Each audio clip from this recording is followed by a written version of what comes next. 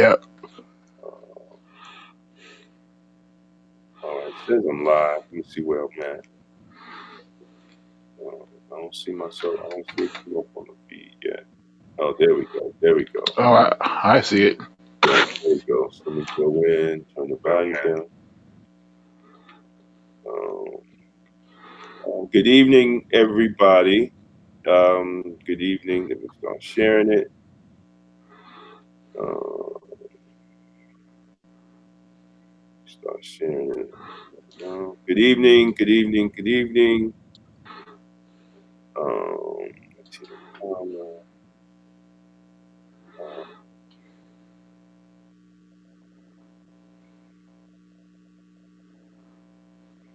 okay. Yeah, I see it. It's actually popped up on my feed just now.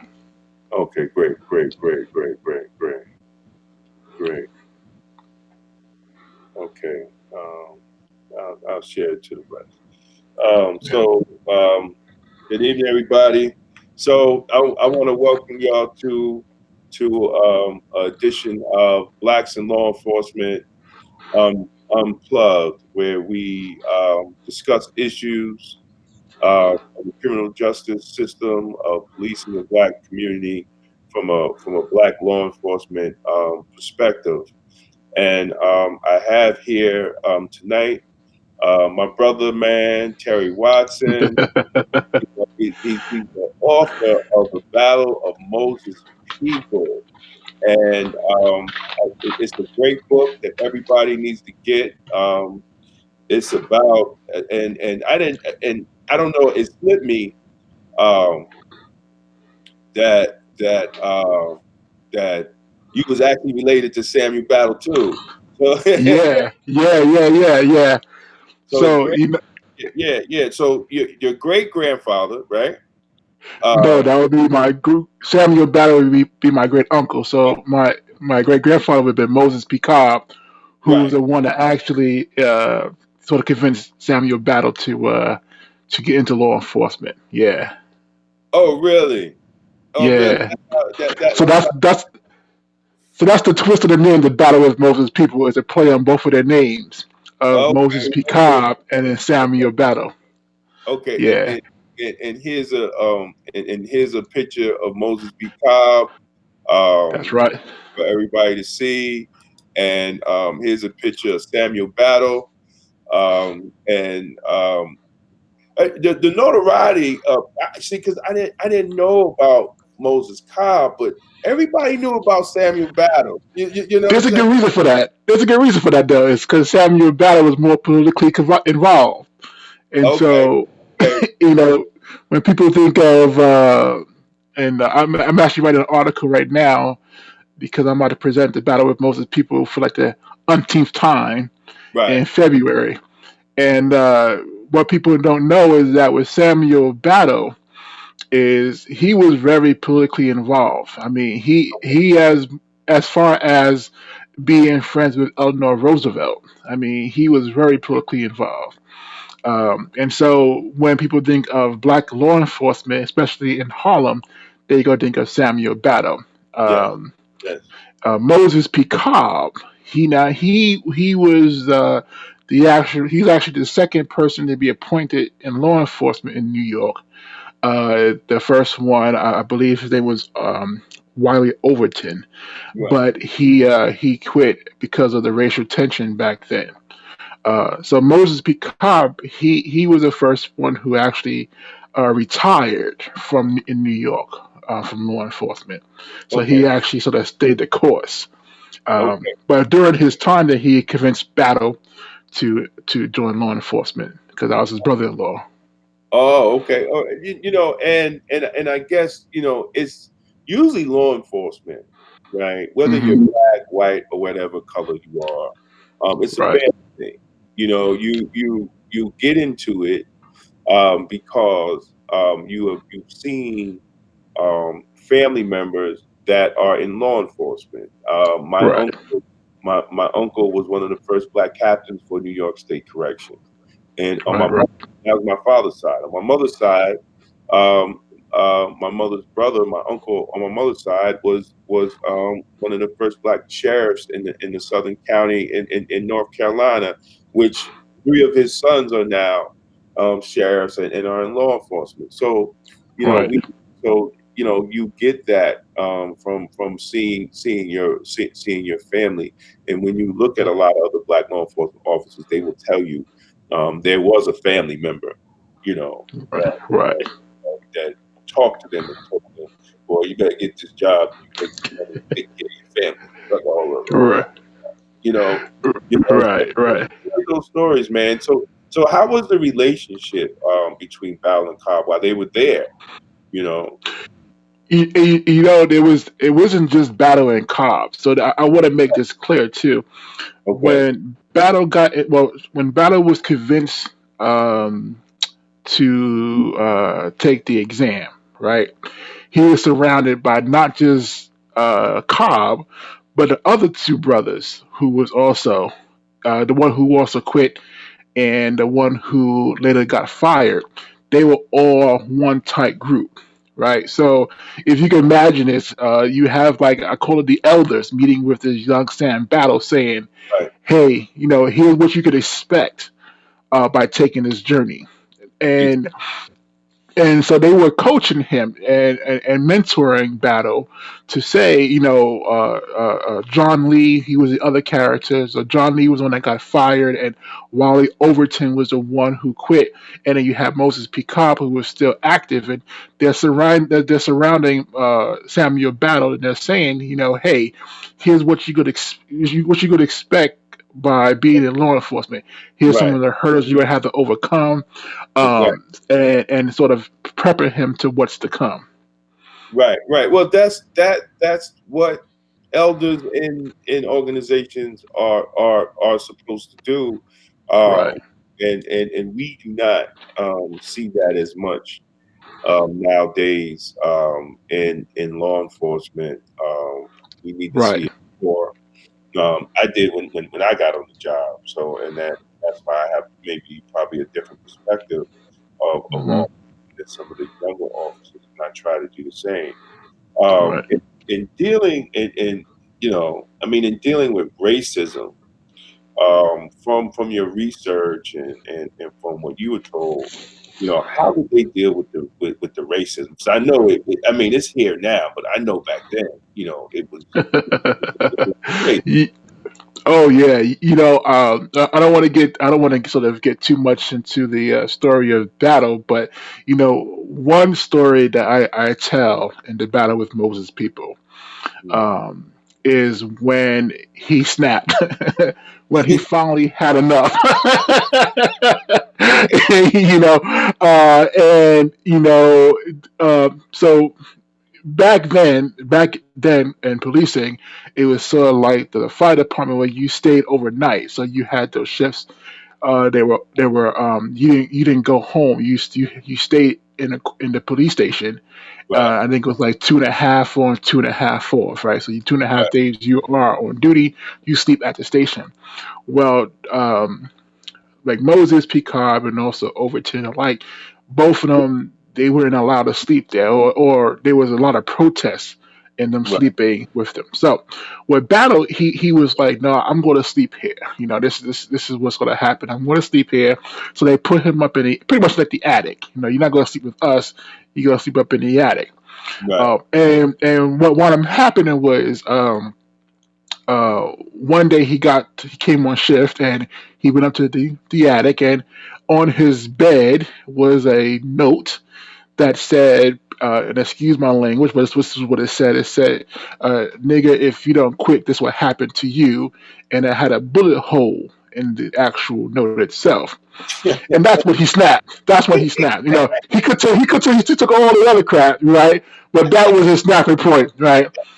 So he goes downstairs and he pretty much challenges anyone in that space and says, "If you got a problem with me and my black behind, let's go outside and take it out on me." No one actually challenged him though. He was a big dude. Now this is bold. You're talking 1920s, right? You're not talking like this is pre. This is like pre-civil rights, right? So this is a bold statement from a lone dude, Exactly. but he was 6'3", about 280 pounds. No one's going to test him that day, Right. and and he meant every word of that, you know. But he also took that time to say, you know what, you know, people who don't talk to me, all that mistreatment, I'm going to take that time and take that negativity, and I'm going to study to become your superior.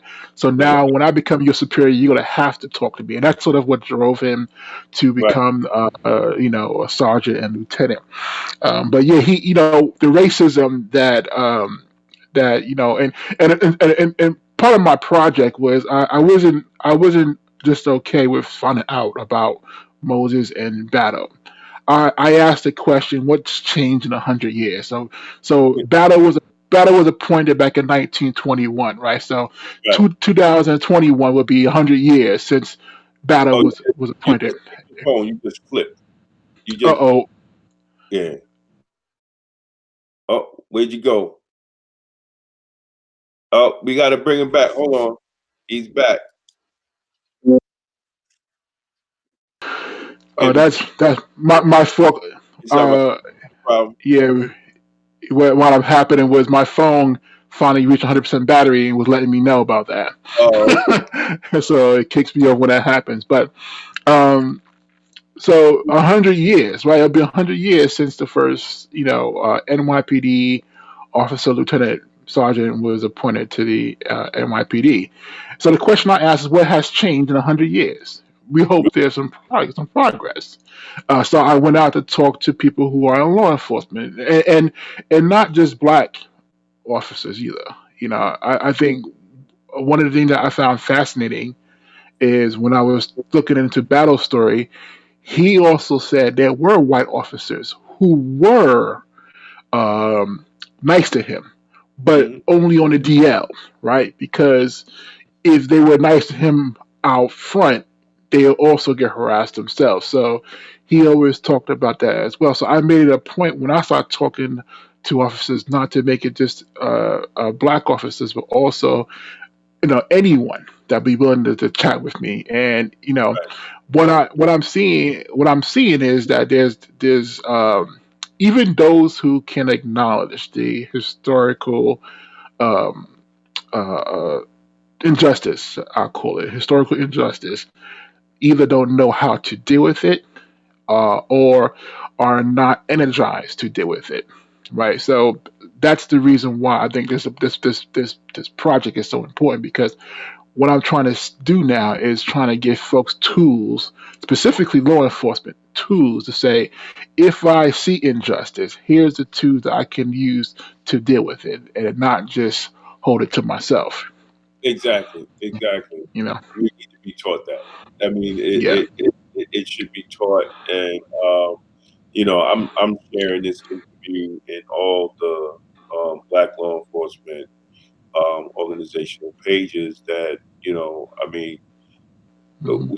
we, what we face now, is not as what Battle or Moses Cobb faced, and even like I talked to brothers like Ron Hampton, who he's been Hmm. retired 30 years. Yeah. He's calling Yeah. the N word right in roll call, and Yeah. look, I came on a job in 1990, and it was crazy. It was crazy then, Wow. but then it was more of a brotherhood,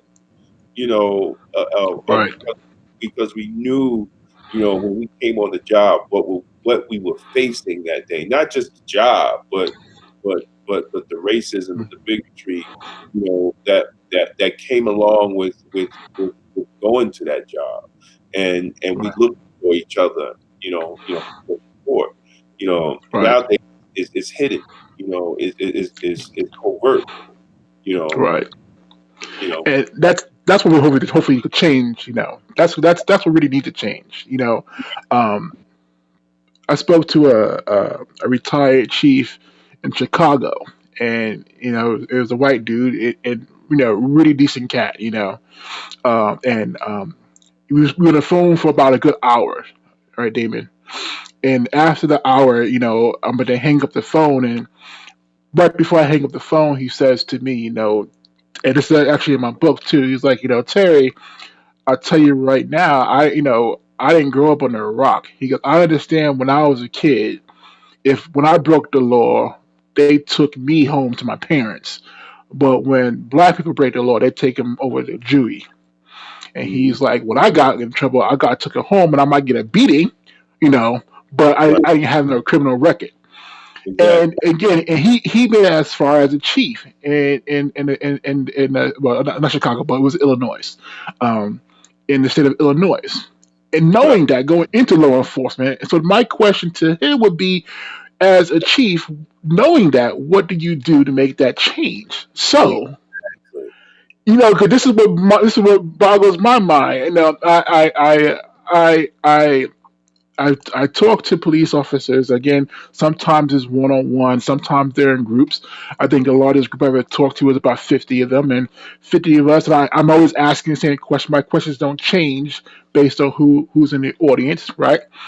And I'm always asking them, what legacy are you going to leave behind? Right? What legacy are you going to, if you know coming into the job that there is a discrepancy Right. between law enforcement, the way they interact with certain communities, what legacy can you leave behind? Right? Like Battle and Moses, they both left a legacy. So what legacy can you leave behind? And so Exactly. that's what we need to change is that if you're going into law enforcement, because that's a tough job. I mean, you don't got to be a genius to know how tough law enforcement is. That's between long hours, and let's be real. Some people in the community don't appreciate law enforcement that they should you Right. know so Right. you might be in a job and not might be appreciated. I talk about the relationship between Sophia Battle, which was Moses's Moses Cobb's wife, but Samuel's Battle's sister. That's the linkage between those two. She Right. had a different perspective, right? you know Now, she wasn't in law, but she had a different perspective as the sister of Battle and the wife of Moses. Oh She had a man. different perspective, It, and bless her, man. God bless. it was funny is that uh, you know, uh, because of who Samuel Battle was and how well known he was engaged with some of the people who we admire today. Langston Hughes was the first person who was actually writing a book on Samuel Battle's life called The Battle of Harlem that never got published, right? So there's these great pictures of Langston Hughes and Samuel Battle talking, and there's these pictures of Jesse Owens because when Jesse Owens got back from Germany, he couldn't stay at the hotel, so he crashed at Samuel Battle's house, right? So he was that figure in Harlem, right? So, but what I always find interesting is Sophia Battle's story, because she appreciated what he was doing, but as you know, that's a tough role to be in law enforcement. And now you might be a little lucky, Damien, because your wife understands all too well. A wife is a wife. Don't matter. Even if she's in it. If she's in it, a wife is a wife, man.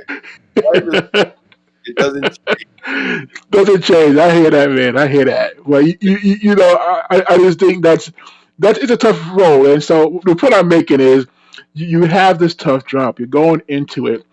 The come in thinking, what legacy can you leave? And if you know going into it, or if you experience it whilst you're in it. And you had Carrie Horn on your show, right? A couple of weeks ago. She experienced, she went into law enforcement trying to make the change from the get go, but then she experienced that, right? So now she's making a new legacy in her the way she responds to that. I right. speak to I can start naming names because they also sign on to the with strategies for justice, but Right. they say, okay, I experienced these things, and the best thing I could do is make sure that we can make these cultural changes. Right. And Right. that's important. That's really important. Now, what are you trying to do with strategies for justice, and what are you trying to do with your program? Um, Hmm. full disclosure, I spoke at Penn State. You invited me. Yes, carry indeed. story. But you're trying to accomplish the goal in having black law enforcement talk to Hmm. students in different colleges and even talk to Right. black students, Right. about law enforcement, community relations, and the career in law enforcement. So how Right. did that come about, and what's your goals to accomplish that? So again, I spent almost. You can ask brother Corey because Corey was probably with me from the get go. I reached out to Corey when his book dropped, and I Right. said, "Hey man, let's talk." And so this has been a project for about going on 5 years now. And when I first started doing it, I started telling the story of Moses and Samuel. It was just that, and even with that, I was approached and I was asked to tell the story, and I Right. actually originally turned it down like 3 or 4 times. What made me say yes was Eric Gardner. That when that happened, that shook me to the core, right? It was the first real video of an incident that people have been saying been happening since I've been, growing up in New York, but now it's on video. And I remember, maybe I should have done this, but I watched it over and over and over and over again. Right. And that very next day, I said, "Yeah, you know what? I'm going to tell this story." And that was back then. But what wound up happening was, as I'm telling this story, and this is really important for anyone who calls himself an activist, right? As Mm. I'm telling this story, people are asking me, "What's changed?" Since you're telling this great story about data, and as a person who's not in law enforcement, you can't be a person to say, "Well, in my experience, no, you don't have that experience." So I started thinking to myself, I need to start talking to some folks, so I figure out what has changed, right? Um, so to get back to your question, one of the conversations I had, I'm not sure if you know him. His name is Lieutenant McMillan. He was a lieutenant over in New England. He went sort of rival. He's also a great speaker. He went rival because he pulled over an African American male, and he saw either his facial expression or his body language to say, "My presence is making this guy feel threatened." So he Right. decided to take a different approach in that one interaction, and it went viral, and that was awesome. So I reached out to him, had a great conversation, and I was trying to get him to come on the platform, and he's a really great character. And at the end of the conversation, he says, Terry, here's the thing: if you were to choose a side, because remember my program asked the question, what happens when Black Lives Matter intersects Blue Lives Matter, right? He says if Right. you were to choose a side, if you would say rah rah Black Lives Matter or rah rah Blue Lives Matter, people be calling you left and right trying to get you to talk about it. But the fact that you're trying to look at this gap, no one's gonna be interested. Exactly. And I said, brother, I hope you're wrong. So what I'm trying to do with Strategies for Justice is actually prove one person wrong. And in that process, you know, in that process, I am trying to say to folks, they there there are people in law enforcement who understand the injustice, understand that there's a gap, and they're trying to make the changes. They may need your support. It is if when you have someone step outside of the blue code and they're trying to bridge the gap. We should be supporting them, and we being the community, they should be supported by the unions. They should be supported by law enforcement because at the end of the day, they're trying to do the right thing. Right. And when you have someone intervening in either a situation in which a cop was being aggressive, and you have another officer intervene, that person who intervened should be supported. And what but as I'm having these conversations around the country, I'm finding that they are not supported. Right. Yeah. So now, with Strategy for Justice, I am saying I'm going to build this platform to allow for that support to take place in whatever means that might be. If Right. that be in bringing them into colleges and universities, if that means bringing them into a national police department, if that means bringing them into a school, bringing them to wherever. That's exactly what we're going to try to do. We're trying to find a way to change the culture in which officers who do the right thing, and with either sometimes danger to themselves physically, or danger to the careers. Like, Carriol was fired. Monica Blake from Tennessee, she had to resign. Or retire. I mean, so they step outside that blue code to bring justice into a system. We should be supporting them. And I mean, we, the community, should be supporting them.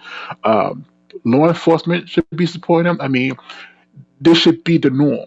And that's what I'm trying to do with Strategies for Justice. I'm trying to make that culture the norm. So when I reach out to communities, I'm saying, here are some, especially communities who say, where are the black officers who don't who are why they don't speak out on injustice? I'm saying, here they go. Here they go. Here are the folks who you want to bring to your community. These are the folks who go to speak out on injustice. Here's who you need to have support. Bring support to whatever cause you have, and at the same time, obviously educate. And that's what I'm an educator. At the end of the day, that's what I am. I'm an educator. So I don't believe in talking without just to be talking. I mean, I'm making sure you strategize. The strategies for justice. Making Right. sure you're saying to folks, okay, so you're trying to do this. This is how you go to do it, and here's the resources, and here's, it could be a form, it could be a government agency, it could be an organization, but here's how you strategize to make things happen in your community. So that's the purpose of the platform that I've created. Yeah, no, and I think it was unique because at Penn State, that you know they were just like, why don't y'all do it once a month and go over issues? Oh, Yeah, yeah, yeah, that that might help talk to each other, yeah, and yes. it was just amazing. Wow, talk to him. Yeah, you just sit down and talk to him. Yes. So, It was a bit. And what's amazing about it now, there was a closed meeting that you guys had with the chiefs of that county, right? And of course, not everyone had the opportunity to hear that conversation. But right, what was unique about it, I'll tell you what was very unique about that conversation was, um, you and it was planned this way. By all means, we right. had you, someone who was retired, well, you No, who's active, active. right? You who's active, someone who was retired, and someone who was fired, right? Right, Speaking at the table with all these police chiefs, saying to them, here's how you bridge the gap right, from three unique perspectives, right? right, And what I wound up saying at the end of that program when I did my report, and I sent it back to the community, is that here's your blueprint, right? right, It's not just some advice, especially what you said. You gave them the blueprint of how to make certain changes. You right, talked about how to deal with different counties. I'm sorry about that. right. How to deal with different Oh, counties. you, How you flipped again. There you go. Oh, we lost him. Wait a minute, Terry, be back. Is he coming back? Yeah, hold on. Let me bring you back on screen. Oh, where'd you go? Hold on, you coming? There you you know. You know what I need to do? I need to fix this so I can have like a do not disturb, and just keep the internet on, because it looks like every phone call, every text message is like, you go. know. Um, but the blueprint was there. The blueprint was there. You Right, know, and right, and I said to them, here's what you need to do. Here's the steps. And what you typically see with, especially activists, is, again, I'm saying this also in my book too, and I'm not trying to push the book out there, which is coming out in 2020. Um, but in the brother, push it. in the book, I'm telling folks, if you're going to be an activist, you have to pick. You gotta find out what your fifth note is, and if you're a musician, you know exactly the importance of that fifth note. You understand that your song can't begin or end until you identify that fifth note. Mm. The great jazz musicians play that fifth note to tease people, right? One of the great jazz musicians, Oscar Peterson, one of my dear favorites. He rides that fifth note better than anybody, and he's just teasing you into beginning whatever magic he's going to bring you, right? And Mm. so when you're an activist and you're trying to make change, but you don't know where to begin to end, Right. you're going to be stuck in two places. That's very stressful. One is not beginning and doing anything. You're going to be stuck in, protesting the same thing, marching the same streets, Right. seeing the same people, and crying the same tune. Mm. Or you're going to be stuck with no end, meaning you might reach some milestones, but you'll never have an end because you don't know what the ending of your song is. So anytime I approach something, I say, well, what's my fifth note? Which means, what is it that I need to prepare for before the end? Right. So when I get to that spot, I know this is a clear cut end. And I think that's so important with activists today is that they don't know what that fifth note is.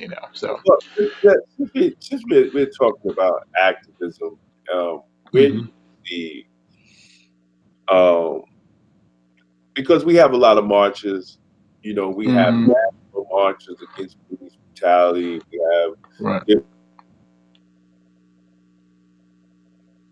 Hello? Uh-oh. Did I lose you?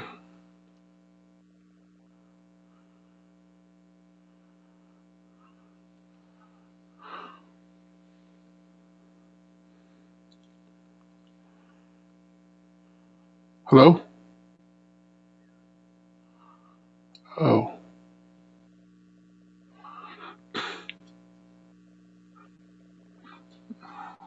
this time it's not me.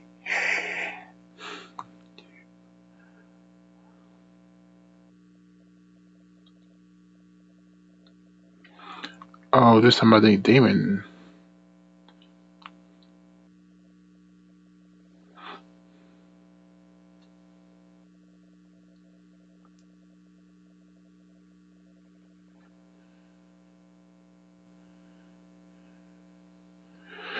Yo, you there, man? Yo, Yeah. I'm back. My So fault. I I think that time it was your thing that fell yo, I was like, yo, my whole computer screen said, whoop. out. I gotta check this out, man. I just bought this iMac, and it damn near costs as much as a car, you know, Uh-huh. and this is the second time it did that. Um, Man. but I listen, man, I got that what they call that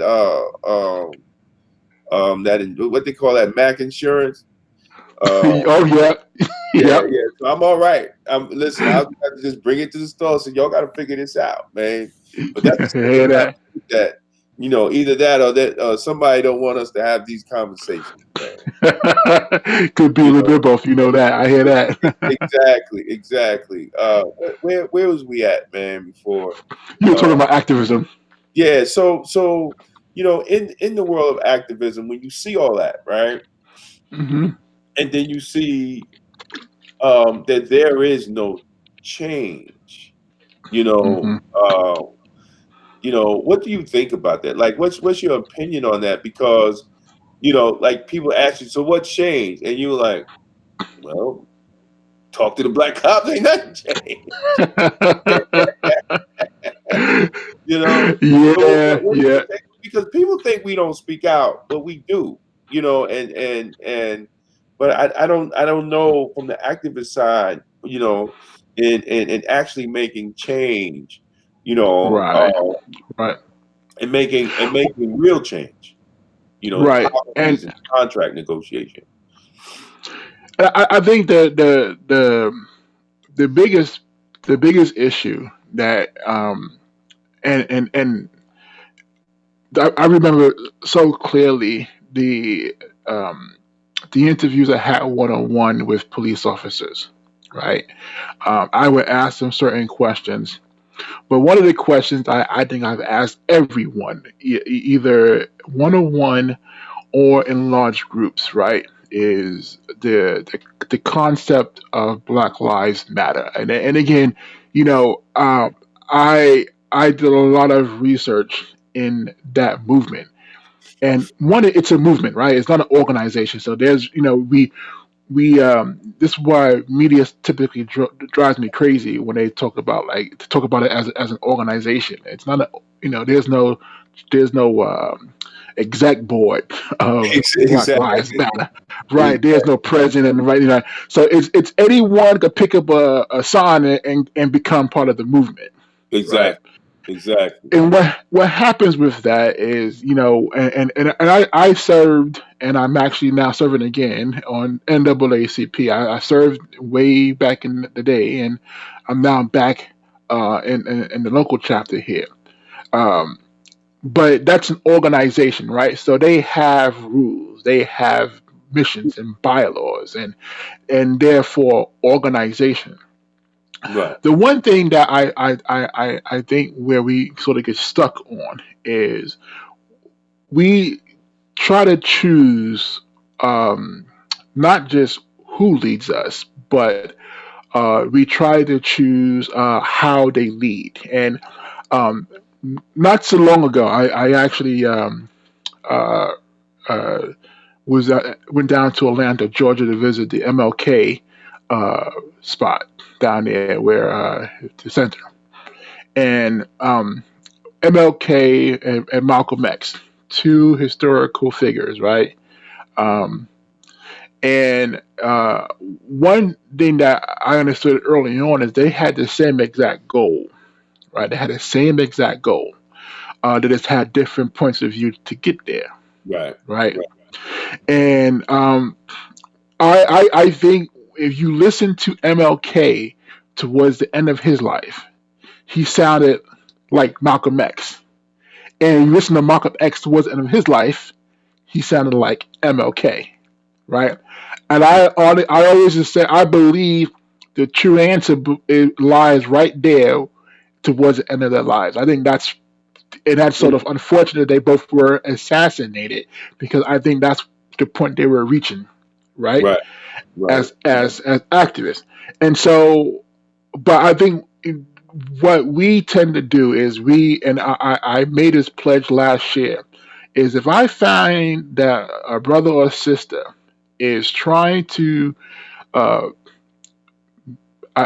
build against strategies for justice. Let's use that term. They're trying to build some strategies for justice. They're trying to make a culture in which we have equality and equity, inclusion, all those things. I am not going to spend my time fighting over how they do it. Mm. Okay, I'm going to spend my time helping them trying to get there. See what they're doing, because you know one thing that we spend so much time on, and I usually I usually uh, see this happen a lot in communities. You will have someone who is fighting for inclusion and equity, and you got someone over here who's fighting for the same exact thing, but because they have different point of views, they start fighting against each other versus fighting injustice. Mm-hmm. Right? We see Mm-hmm. this happen all the time. So I said last year, I'm going to spend my time, and there are brothers and sisters who I may disagree with on how they do things, but I'm not going to spend my energy on fighting that. I'm Right. going to spend my energy on getting to the certain goal that we need to get to, whatever that may be. So if you're talking about criminal justice reform or police reform, whatever that may be, my energy would not be spent fighting against those who have the same goal as I do, but instead trying to make sure we're moving forward. So that's what activism need to go with. I think that, you know, anytime you say, all right, I'm going to be part of this organization, your first question should be, who can I partner up with, right? Not who should I compete against or who Right. should I fight against. It's who Right. can I partner up with, because Right. you know at the end of the day we all have the same goal. Well, we should. Yeah, we should. I think that crab in the barrel, you know, is something that we constantly see ourselves doing is pulling each other down, you know. And so I'm always looking for, and that's why I think collaboration is so important. You know, I Right, always think that we should be in a point, we should be at the spot where we can say, "Oh, you're doing that? Okay, let me support you." You know, and you know, I'm known for that. I'm known for that. I'm known for, you know, a local artist want to get together and perform art that speaks to injustice. I'm typically in that front row, maybe the back row, depending on how I get there, right? You right, know, but I'm there to support that brother or that sister. right. You know, and it's not a race thing. It's if you have the same goal as I do, then we gonna work together. You know, and Exactly, so exactly. that's that's the important thing. You know, I think that sometimes we definitely, especially when it comes to race is the hardest thing to talk about, and because there's when you look at race, it's probably the only identity that is you can't adapt to. So as the you know tomorrow I can't say I'm gonna wake up white, right? I could wake up tomorrow and have a disability that I didn't have yesterday or the day before. Right, I know you can change a lot of things. One thing you just can't change is your race. And right. so I think that's one of the why this is one of the hardest things to talk about. But again, it's not about races. If you have the same goals that I do, then let's work together. You know. Right. But what is your view on why the activist community and the black law enforcement activists? Well, a lot of them get together, but why can't there be more? You know, because I was really disturbed when you know, and I'm speaking about it more because I was very disturbed when I was watching on the documentary about the NYPD 12. Crime and punishment. Yeah, Crime and Punishment, when they Yeah. were meeting with the activists. And the point was, you know, you have 12 officers of color. You have Hispanic, you have black officers um, Right. who have put their careers on the line, who Absolutely. has went to the point of sneak having wrist recorders and going in here and recording directives from supervisors on Hmm. how to harass black and brown people Right. and so-called activists in the room was like, well, how do we sell it? What? Like how do you sell it? How do you sell it? How do you sell it? What the hell do you mean how do you sell it? I it blew it literally blew me away that Yeah. they question how would they sell black officers recording white and black law enforcement supervisors Wow. on harassing and profiling black people, and you want to sit here and question how you sell it. That's that goes back to what I was saying, playing the fifth note. You know, yeah, and then you're absolutely right on this one. You know, and the NYPD 12, right? They were it's a fascinating story. If anyone hasn't watched it, they probably should check it out. You Yes, know, yes, it you know brother Raymond, you know Edwin Raymond, Lieutenant. yes, Yes, he's yeah brother Raymond. You know, God bless him. You know, he's also. I just asked him to join us on our platform, of course, and I reached out to the Crime and Punishment licensing folks, and they've also collaborated with me now too. So we are trying to spread that word as much as possible. good. One of the things, and this is true about activism, and I gotta say this too. You know, I've always been open about one of the reasons why I stepped away from the table and with a particular organization, right? And I was part of the exec board, and this is when I was in Maine, um, and we had an incident in which a African American female um, was kicked in the stomach by a white dude. Okay, now that's bad. Let's say that's real bad. Okay, But the first response from the organization was, uh, let's take her to this show. Let's take her to this place. Let's get Al Sharpton. Let's get, and they all have their place. Okay, Mhm.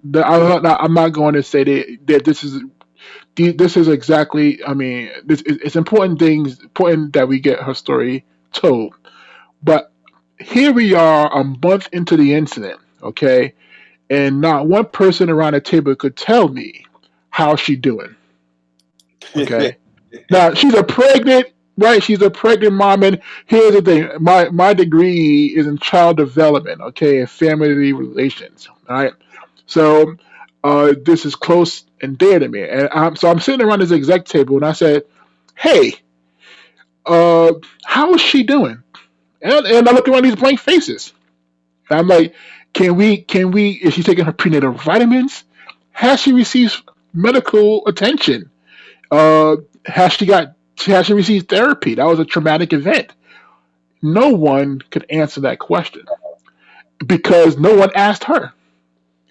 And here we are dragging this poor lady on every TV station you can think of, and not one person said, "Hey, maybe we should go seek a therapist, help you do this traumatic event, or making sure she's getting her prenatal care." And so what I'm saying is, with activists, sometimes we miss the core piece to why we're doing what we're doing.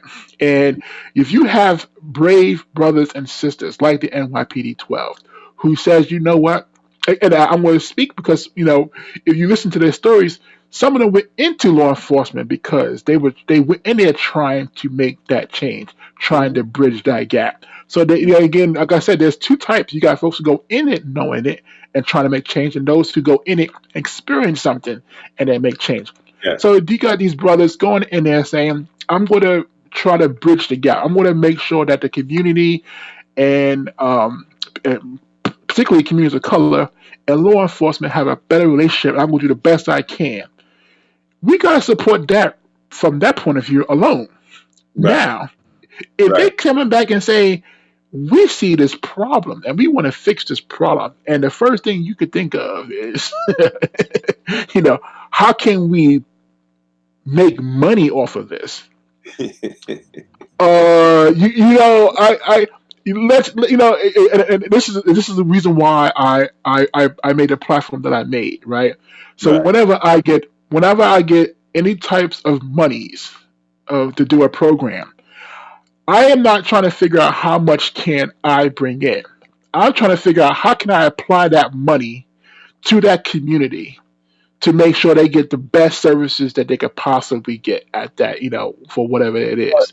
but Um, see, that's an example of real leadership because yes, these leaders look at, how much money am I going to make? You want me yeah. to show up? You got to get paid me, and like I'm paying you to be an activist. Yeah, I'll do it myself.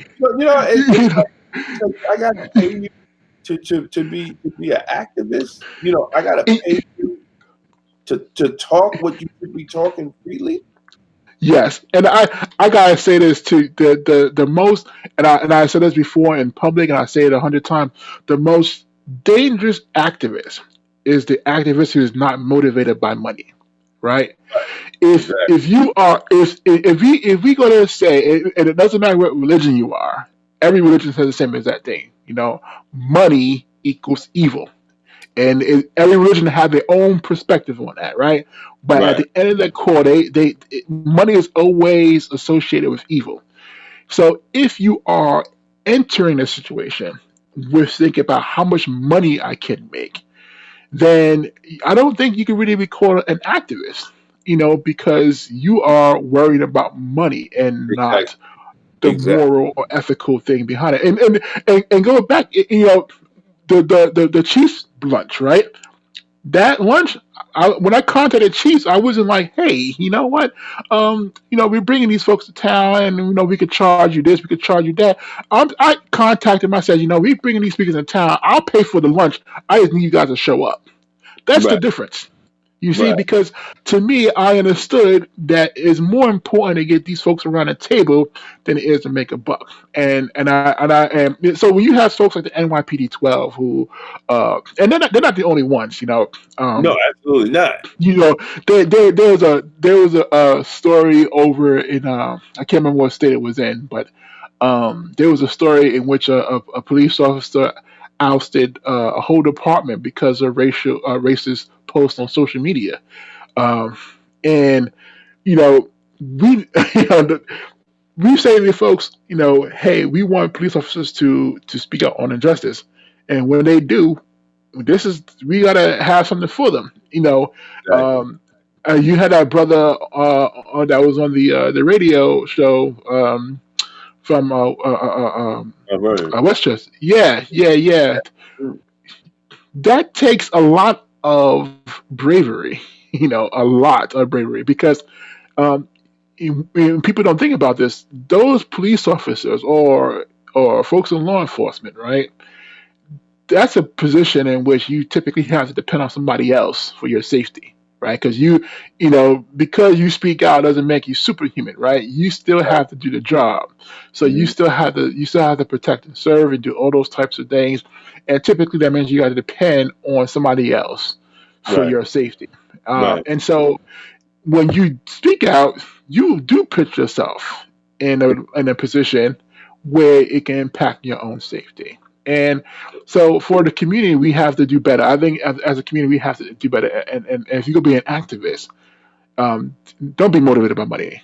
And I know sometimes it's hard and it's tempting because you want to more money. I get it. It's tempting, but don't be motivated by money. Be motivated by the cause and the change.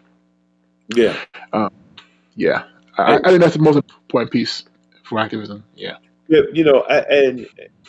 I remember, before I personally met Carrie, I remember her story, but I didn't think Hmm. she got fired, right? Because it's Right. like, it's like, okay, she'll be all right. She'll go through the storm, she'll be all right. Hmm.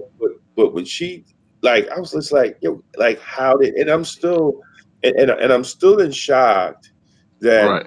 you have a city with a black mayor, a black Hmm. police commissioner, right? And they allowed it to happen to a black woman, you Right. know, and it's just amazing that the community.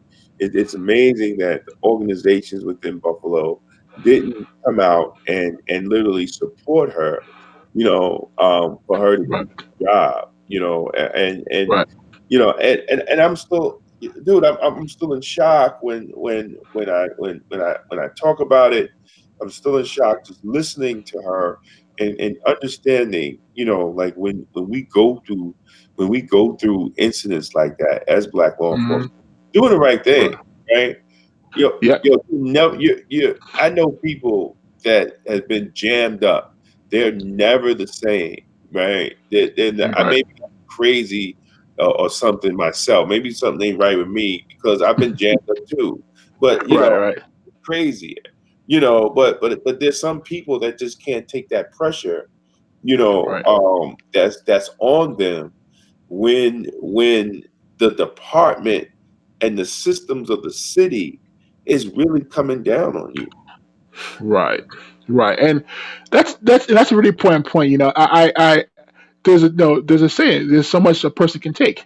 Exactly. You know, when you look at someone like Cario, right, who really, again, she came out, she put herself out there physically Right. to help this brother who was handcuffed, right, and you talk to her today, she doesn't regret it one bit, No. right, and going back, she could go back 20 years, she'd do the same exact thing, but this is where I think we fail as a community. And again, I'm not even speaking about just the black community. I'm saying as America Right. is where do we put our energy? And I was evaluating this for myself a while ago, right?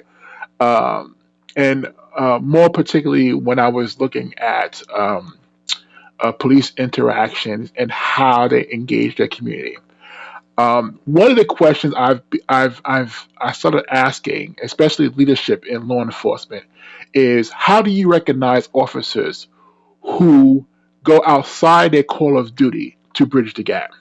Mhm. And if I was a civilian, how would I find that? Right? Because uh, what I'm finding again is when you start looking at police officers, well, not just police officers, but anyone in law enforcement, right? If you look at what they do outside the job, you start to see some really unique things, right? Exactly. Um, Exactly. uh, I don't want to start naming names, but one of the speakers that's part of the strategy for justice, uh, while she was a police officer, she was on her time off. She was teaching the community kids how to read because she was also an educator. Okay, so she was an educator, but what she also found out was that not only couldn't the kids read, but their parents couldn't read. So what she started doing is teaching both parents and kids how to read, in addition to being a police officer, right? Mhm. Because she saw literacy as an important tool in her community, right? We don't tell those stories and we don't acknowledge it as it should be acknowledged, right? If you have a police officer who is trying to bridge the gap, and you're like and they're coming in and they're saying, I noticed when I was growing up, I had some adverse interaction with police, and I want to change this culture so I can leave a different type of legacy. How do we appreciate those brothers and sisters, right? Mhm. Usually is not the way that we should be appreciate them. And I say again, and I say we as the community, as America, we don't appreciate those brothers and sisters who are saying, "I'm going to step outside my comfort zone and do this." So if it's teaching someone to read or stopping the abuse of a handcuffed police officer, Right. how do we appreciate those people's energy and their efforts? Um, and you're right, and when I was very shocked when I first talked to Carrier Horn. I was really, because there's so much you could get from the articles, right, and the videos. And the first time I connected with her, and as I do with anyone in Damon, there's I'm typically asking questions and usually taking notes too, because me, I like to hear people's story. That's what I Right. do. I'm the capture of narratives. Exactly. Um, Exactly. and when I'm listening to her speak and how much this impacted her livelihood, right, and her well-being, and this is almost 20 years ago. I'm saying, well, here's the thing: this guy was arrested. The same person who you said attacked you was arrested for attacking another person. And shouldn't conscience, shouldn't this goodwill say, let's review Carrier's Horn's file or situation because maybe what she said 20 years ago was accurate and correct? You know, and that should just be goodwill. But that's where we fail big time, Yeah. Damon. We do. Yeah.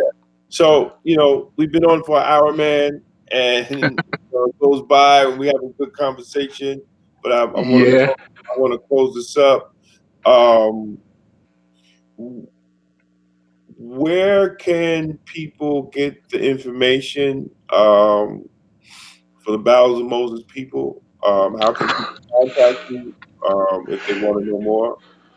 Absolutely. So if you go to strategiesjustice.com and I can maybe type that in the comment section, you'll see not just my stuff, but the speakers who decided to join this cause. I know, Brother Damon, you're definitely one of them, and I always appreciate your time. Oh, thank But you. you will see that we have three more who signed up. I'm still working on their profile. So what I typically do is when I reach out to someone, um, I asked folks who works on our marketing stuff to create their profile. Again, I want to remind you, Damon. Our editor said how much she hated your guts because of all the things you've done for your community. And what I typically do, I say, "Can you please narrow this down to 250 words or less?" So she was like, "Oh my gosh, how am I supposed to do that?" I goes, figure it out. But she was like, he did so many things. I goes, yes, he's a busy guy. Yeah. But I think that one of the things that I am looking to do this upcoming year is, in addition to reaching out to colleges and universities and communities. I'm also trying to put together the first symposium because this goes back to some of your original questions, Damon. I think that by bringing in law enforcement, bringing in activists and academia, because again, that's where I'm from. I'm from academia. Yeah. Um, this is one of the things that we have to start having these conversations. And what does it mean to be conscious in law enforcement? And Mm. I think to me, and I would say this for me, and this is where I think the battle of Moses people sort of come into play in. When I do that program, especially with law enforcement, Mm. um, I do tell them a story of two interactions that I had with law enforcement. Again, I've never been arrested. I don't have a criminal background. Barely had a parking ticket. I'm that guy, right? Mm. But that has not uh, make any play on the interactions I have with law enforcement. And I tell them two stories, both true stories, and it's about what legacy that police officer at that time decided to leave. One is a positive one, and that one is a negative one. And when I leave them, I always say, "What legacy are you trying to leave?" Right. So if you are trying to help establish that legacy, the battle with Moses people, but again, any one of those speakers who has stepped up, who have, and again, Brother Edwin Raymond is one of them too, who's just joined on for 2021. So thank you, Brother Edwin Raymond, for joining the platform. But we have other speakers who's also doing important work. Um, and I want to make sure that we are coming together as law enforcement, as academia, and as activists to define what it means to be conscious within law enforcement. So again, strategiesjustice.com, and if anyone want to reach out to me or to anybody on the platform, they are all wonderful stories. And again, David, I do thank you for your time too, man. Oh man, thank you, brother. Thank you, and thank you for all that you do, man. Because you are out there, man, in the academic world, and you are addressing these issues and bringing light to these issues. And it was great to go to Penn State and see the young, people and just see their faces because to see black law enforcement talk the way we do and to get the response and you know Right. not everybody liked what we had to say everything but That's I mean even some of the black adults I was like well then you're messing up what I'm saying because if you're yeah. not it's things you have to do Right. so hey man, we always, our doors is open, and I'm always a phone call away to come out, and grab a mic and give it to the people. Absolutely. And but I Absolutely, thank man. you do, and I thank you for giving us a glimpse in your family's life and struggle.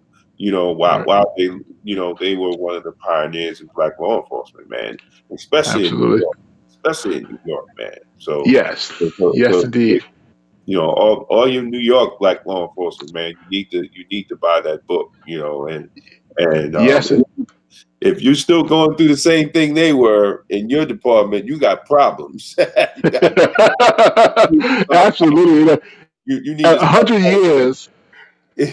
Yeah, I tell you, Moses B. Cobb. He was appointed back in 1892, and Samuel Battle back in 1912. So if you are if over 100 years, if you're saying if the same tune is being played, it's time to find a different song. Exactly, exactly, man. I want to thank you again, brother. Yep. Everybody that was watching, tuning in, man. This is Black Law Enforcement Unplugged, where we talk about the criminal justice system and law enforcement relationship to the Black community from a Black perspective. And again, this is Terry Watson, author of The Battle of Moses People. If you haven't got the book, get the book.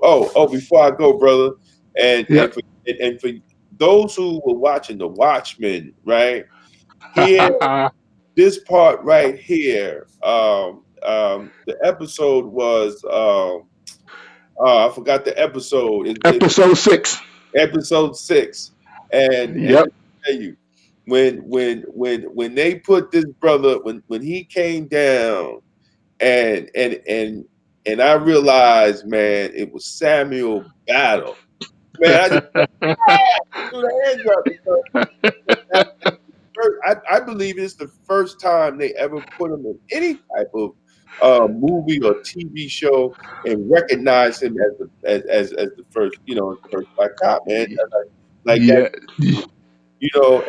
and that, other than us understanding, Right. the significance, behind that whole Watchmen series was powerful. Right. But see that in being black law enforcement and knowing who he was, those that knew, I think they were excited, man. And I know you were excited, brother, when you saw it. Yeah, I was in my rec room area, and I was screaming because I was like, oh my gosh, and I was forewarned that he was going to be in this series, but when one thing that people don't know is that he was known as the father of the Negro policeman, Yes, and because of what he started, it was not just to being a police officer, is what is the organization that was led to the guardianship, all exactly. that stuff that he started. It was so important for black folks back in those times, and again, and doing it at a time during doing it during Jim Crow, the Jim Crow area, right? So it was very exciting to see him portrayed, and I'm hoping they do it some more in season 2. Yes, So if yes. they, so we'll see. Brother. And again, this is my brother, man, Terry Watson, author of Battle of Moses People, and y'all can check him out. He's on Facebook too, so you can look up the page on Facebook, Battle of Moses People, and there's an interview with me. He's interviewing me on there on the page, and First y'all one. can check that out, man. So thank you, brother, man. Have a good night, and thank you, everybody. And oh, well, it looked like it almost flipped out again, brother. Thank you. I'm still Everybody, with you, yeah. you still there? All right. I'm still there. Hey, everybody have a good night. We out of here, man. Good night. All right, peace. Peace.